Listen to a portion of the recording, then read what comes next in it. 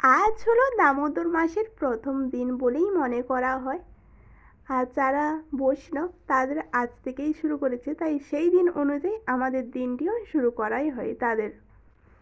তো আজ থেকে একদম অন্যরকম এই এক মাসটি কাটাবো।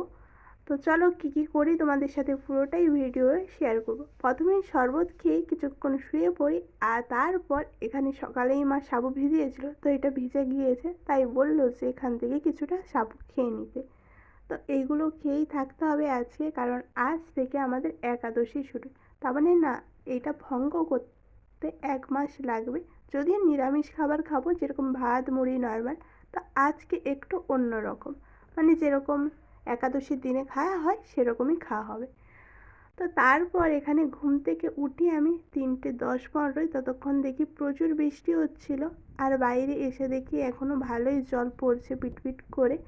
তো যাই হোক, তারপর আমি খেয়ে নিচ্ছিলাম দুপুরের খাবার, যেখানে ছিল সাবুর তরকারি, শসা, পেঁপে, আর ছিল কিছুটা পরিমাণে গাজর। তো ভিডিওটা তোমাদের কেমন লাগলো জানিও, আর তোমরা কে কে দামোদর মাসের এই ব্রতটি করো অবশ্যই কমেন্ট করে জানিও।